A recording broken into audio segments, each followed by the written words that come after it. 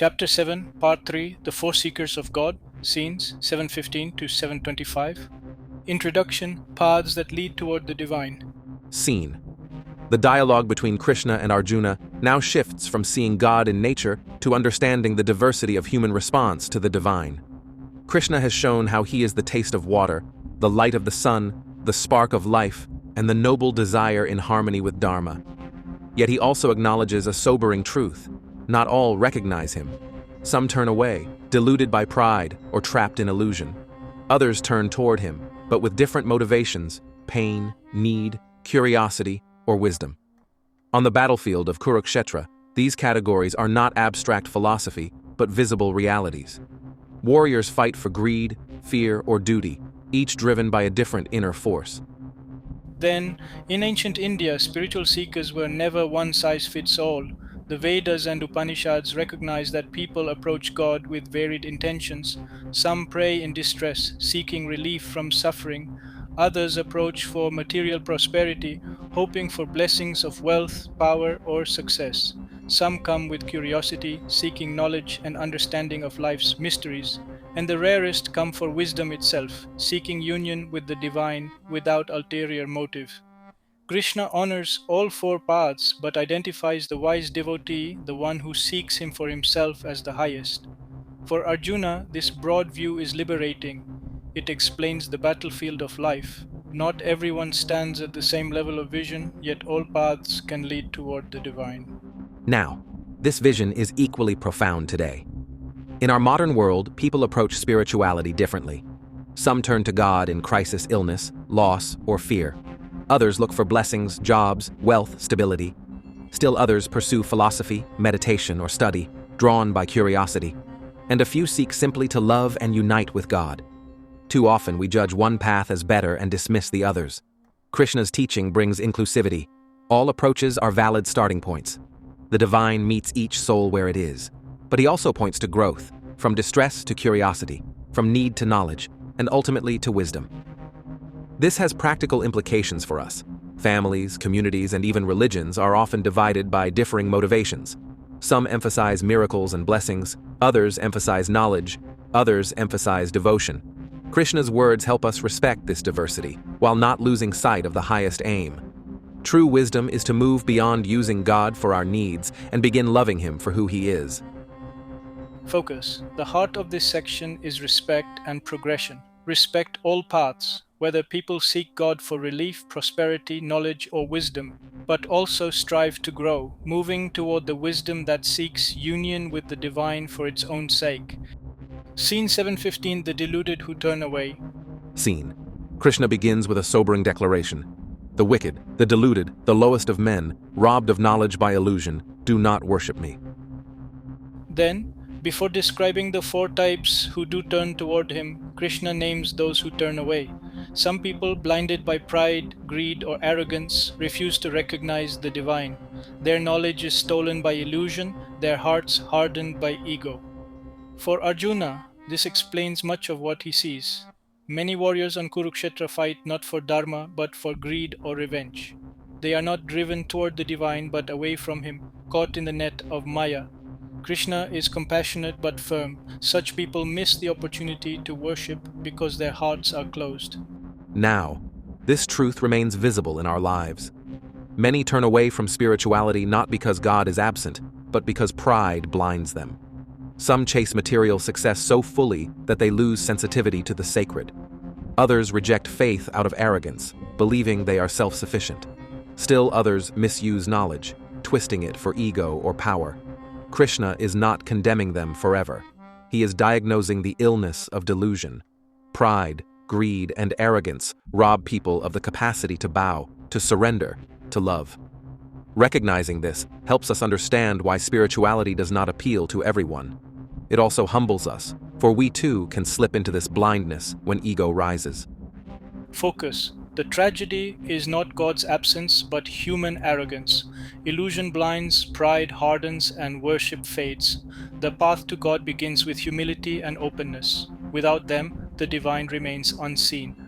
Scene 716, Four Types of Devotees. Scene. Krishna reveals, 4 kinds of virtuous people worship me, O Arjuna the distressed. the seeker of wealth, the curious, and the wise. Then Krishna now names the four who turn toward him. The distressed come in pain, seeking relief from suffering. The seekers of wealth pray for prosperity and success. The curious, desiring knowledge, approach to understand life's mysteries. And the wise seek him for himself, desiring union with the divine beyond personal gain.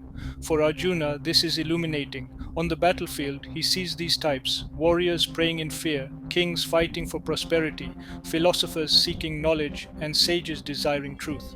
Krishna honors all, calling them virtuous for turning toward him, even if their motives differ. Now, this verse explains the diversity of faith today. Many pray in distress during illness, danger, or loss. Others approach God for blessings, jobs, health, wealth, success. Some turn to philosophy, meditation, or science, curious about truth. And a few rare souls love God for God's sake, seeking nothing but union. Krishna dignifies all of them. The path may begin in need or pain, but it is still a step toward Him. This helps us respect people's journeys instead of dismissing their motives. Focus, respect, diversity in devotion. Pain, need, curiosity, or wisdom all can lead to God. What matters is turning toward Him, not away. Scene 717, the wise devotee. Scene, Krishna adds, "Of these the wise one, ever steadfast and devoted to the One, excels. I am exceedingly dear to the wise, and he is dear to me." Then, among the four seekers, Krishna crowns the wise. The distressed and seekers of wealth are driven by circumstance. The curious is noble but still incomplete. The wise, however, seeks nothing but union. His devotion is steady, his love unconditional. For Krishna, this is dearest, and for the wise, Krishna is dearest of all. This mutual love makes the bond unique. For Arjuna, this is both inspiring and clarifying. While all paths are valid, the wise devotee is the highest expression of yoga. Now, this insight calls us to growth. Many begin their faith journey in crisis or need, and that is natural. But Krishna invites us to mature to love Him, not only for blessings, but for Himself. Imagine loving a friend only for favors. True friendship is love without agenda. So too with God. The wise love the divine for who He is, not what He gives. This transforms devotion from bargaining into intimacy. It is the difference between asking and abiding. Focus, grow toward wisdom in devotion, love God not only for blessings but for Himself. In that love, He becomes most dear and you become most dear to Him. Scene 718, all are noble but the wise is myself. Scene. Krishna explains, "All these devotees are indeed noble, but the wise one is as my very self, for he is steadfast in devotion and looks to me alone as the supreme goal." Then, Krishna honors all seekers again. Whether in pain, in need, in curiosity, or in wisdom, they are noble for turning toward Him. Yet He sets apart the wise. The wise is not only devoted but identifies wholly with the divine, seeking no other end. For Krishna, such a devotee is as dear as his own self. For Arjuna, this elevates devotion to its peak. The wise devotee is not only follower but friend, not only seeker but companion in oneness. Now, this widens our vision today. It is tempting to judge motives, dismissing those who pray for wealth or turn to God only in trouble. Krishna does not condemn them. He calls them noble. This softens arrogance in the spiritual path. Yet He also points to the summit, devotion so deep it mirrors God's own self. The wise do not see God as a means to an end, but as the end itself. Their life becomes union. Their heart becomes home for the divine. Focus.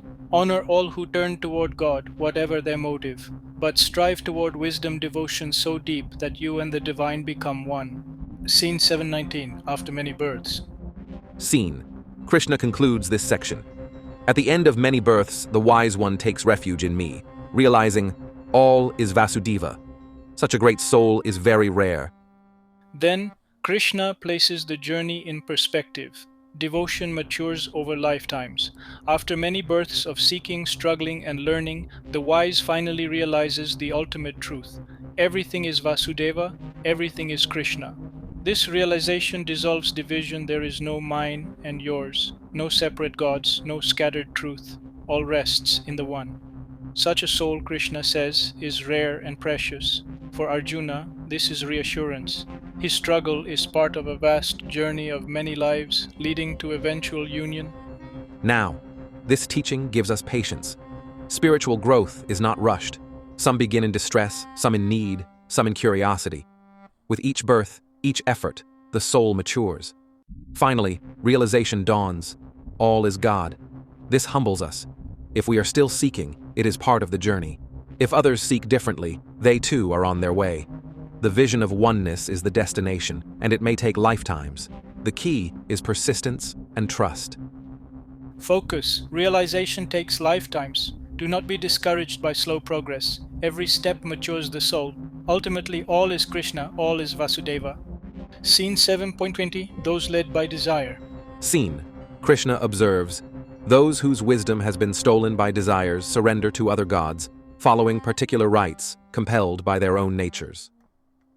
Then, Krishna acknowledges the tendency of seekers whose minds are captured by desire. Such people, though religious, often turn to other deities for specific benefits: health, wealth, success, children, or power. Their devotion is real but fragmented, directed by desires rather than vision of the whole. For Arjuna, this explains the variety of worship he sees. Different warriors, kings, and peoples turn to different gods, each seeking specific results. Krishna does not condemn them, but he reveals that desires narrow their view, stealing the fullness of wisdom. Now, this resonates deeply today. Many approach religion with requests: success in exams, healing from illness, prosperity in career, protection from danger. This is not wrong, it is human. But Krishna invites us to see the limitation. Desire-driven devotion may give temporary satisfaction, but it misses the fullness of truth. The divine is not a vending machine for desires, but the source of all. When we let desire narrow our worship, we miss the chance for transformation. The challenge is to move from, I want this from God, to I want God Himself. Focus. Desire-driven devotion is still devotion, but it fragments vision. Move beyond worship for results to worship for union. Scene 721, Faith Granted by Me. Scene. Krishna explains, whichever form a devotee desires to worship with faith, that faith I make steady. Then, Krishna honors the sincerity of all seekers. Even if someone turns to a particular deity for specific reasons, it is Krishna himself who strengthens their faith. He does not reject their devotion, but supports it, guiding them through their chosen path. For Arjuna, this is comforting. It shows Krishna's generosity. He accepts all approaches, even partial ones, and patiently guides them toward greater vision. Now, this insight is healing for our divided world. People worship in different forms, different religions, traditions, or deities. Krishna says, it is He who steadies their faith. This removes arrogance and judgment. No one is outside His grace. Even if devotion is imperfect, it is supported by Him. Our task is not to dismiss others, but to respect their sincerity and trust that all paths can mature into wisdom. Focus. Respect all sincere faiths. Krishna supports every form of devotion, strengthening faith wherever it appears. Scene 722. Gains given but limited. Scene. Krishna continues, endowed with that faith, the devotee worships that deity and gains his desires, but those benefits are granted by me alone. Then here Krishna clarifies the mechanics of desire-driven devotion. People pray to various deities and often receive results. Yet the power behind those results is Krishna himself. The deities act as channels, but the source is one. For Arjuna, this resolves confusion about why people seem blessed by many gods. Behind them all is Krishna, quietly granting the fruits. This reveals both inclusivity and hierarchy. All forms of devotion reach Him, but He remains the ultimate giver. Now, this truth widens our view. In modern life, people often credit luck, fate, or specific rituals for their success. Krishna reminds us, behind every blessing stands the divine. Recognizing this prevents superstition. Instead of clinging to the outer form, we remember the source. This also fosters gratitude. When good comes, we see it not as accident, but as grace. Focus. Whatever the form, Krishna is the giver. See beyond the channel to the source and let gratitude deepen devotion. Scene 723, The Short-Lived Fruits. Scene. Krishna adds, but the fruit gained by such small-minded men is temporary. Those who worship the gods go to them, but my devotees come to me. Then, Krishna now contrasts outcomes. Desire-driven worship does bring results, but they are temporary. Wealth fades, health declines, power shifts. Those who worship deities reach their domains, but such attainments are limited. The wise who worship Krishna directly, however, reach him, the eternal. For Arjuna, this clarifies the stakes. Fighting for temporary gain is one thing. Surrendering to the eternal is another. The choice is between passing fruit and lasting truth. Now, this lesson pierces our age of instant gratification. Many seek short-term wins, money, fame, pleasure, status. Spirituality itself can become transaction. I do this ritual, I get that result. Krishna dignifies, but also redirects. Such fruits are short-lived. The invitation is to aim higher. Why settle for temporary blessings when the eternal is available? This shifts our devotion from bargaining to longing for union. Focus. Temporary results satisfy briefly but fade. Seek Krishna directly and you gain the eternal. Scene 724. The unmanifest misunderstood. Scene, Krishna declares, "The foolish think of me as unmanifest, not knowing my supreme nature, which is imperishable and supreme." Then Krishna addresses a deeper misunderstanding. Some see him only as temporary form, failing to recognize his eternal, imperishable nature. They think he is limited, appearing only occasionally. But Krishna is the eternal ground of all, beyond birth and death. For Arjuna, this is essential. His friend in human form is not merely a man, but the eternal divine taking form out of compassion. To see Krishna only as form is to miss his fullness. Now, this misunderstanding persists today. Many reduce the divine to rituals, statues, or doctrines. Others dismiss God as myth or imagination. Krishna teaches, his form is real, but it is not all. He is both manifest and unmanifest, personal and cosmic, immanent and transcendent. Recognizing this prevents us from shrinking God into our categories.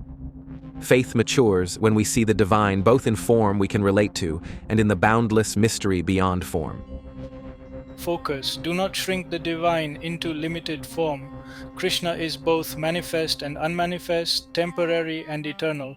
To know him fully is to embrace the mystery. Scene 725. Hidden by my own power. Scene, Krishna concludes, I am never manifest to all. Veiled by my divine power, I am not seen by the deluded. This world, bewildered, does not know me, the unborn and imperishable. Then Krishna reveals why many fail to recognize him. His divine power, Maya, veils his true nature. People see his form but not his essence, his works but not his source. The world is bewildered by appearances, mistaking the temporary for the ultimate. For Arjuna, this is a key insight. Krishna is standing before him as charioteer, yet only the wise can see him as unborn, imperishable, and supreme. The veil is not a defect in Krishna, but in human perception clouded by illusion. Now, this truth is timeless. Many people today dismiss the divine, not because God is absent, but because perception is veiled. We get caught in appearances, wealth, power, science, politics, and miss the thread holding them all together. Even when the sacred stands near, we fail to notice because our vision is clouded by ego or materialism. Krishna's words invite us to humility. The inability to see him is not proof of his absence, but of our own blindness. The cure is surrender and devotion, which lift the veil. Focus. The divine is hidden not because he is absent, but because Maya veils perception. To see Krishna, purify the heart and surrender in devotion. Closing summary, the four seekers of God. Scene. The battlefield of Kurukshetra is charged with noise and fear, yet Krishna's words lift the veil to show how humans approach or miss the divine. Some turn away, trapped in arrogance. Others turn toward him, but with different motives: distress, desire, curiosity, or wisdom. Arjuna now sees that devotion is not uniform, but layered, reflecting the inner state of the seeker. Then Krishna begins by naming those who do not worship him. Scene 715. Deluded by Maya, hardened by arrogance, their knowledge is stolen by desire and pride. They turn away from the divine, fighting for greed or power, blind to the eternal. Yet Krishna quickly balances this by describing the four types who do turn toward him. Scene 716. The distressed, the wealth seekers, the curious, and the wise. Each comes with a different motive, but each is noble for seeking. Among these, the wise is supreme, scenes 717 to 718. He loves Krishna not for gain, but for himself. He seeks nothing but union. Krishna honors all seekers but embraces the wise as his own self. Yet this wisdom is not instant, it matures over lifetimes, scene 719. After many births, the great soul realizes that all is Vasudeva, all is Krishna. Such a soul is rare. Krishna then addresses those led by desire, scene 720. They worship other deities, seeking blessings. He does not reject them, instead, he strengthens their faith. Scene 721. Whatever fruit they gain through rituals or gods, he himself grants. Scene 722. Yet these fruits are temporary, short lived. Scene 723. Those who worship other deities reach them, but those who worship Krishna directly reach the eternal. The problem is not in devotion, but in limiting vision. To this, Krishna adds a deeper truth. Many misunderstand him, thinking he is only manifest, only form, scene 724. They fail to see his eternal nature. Finally, he explains why. His divine power, Maya, veils him, scene 725. The world, deluded by appearances, misses the imperishable truth. Only the wise, surrendering in devotion, pierce the veil and see him as he is. Now, these teachings remain urgent for us. We see the same spectrum today. Some dismiss the divine, their vision veiled by arrogance or materialism. Others turn to God only in crisis or for blessings. Some pursue knowledge with curiosity, and some rare souls love God for God's sake. Krishna honors them all, yet calls us higher. He invites us to grow from transactional faith to transformative love. This perspective also heals divisions among faith traditions. People worship in many forms, following desires or customs. Krishna supports them all, granting faith and results. Yet he gently redirects us. Do not mistake the channel for the source, or temporary fruit for eternal union. Respect all paths, but walk toward the highest wisdom that sees God in everything and loves him without demand. Focus. The essence of chapter 7, part 3 is this. People approach God in different ways out of distress, desire, curiosity, or wisdom. All are noble, but the wise who seek God for himself is supreme. Respect diversity of faith, but aim for wisdom. Move beyond asking for blessings to abiding in love. When you pierce the veil of Maya, you realize the eternal truth. All is Krishna, all is Vasudeva.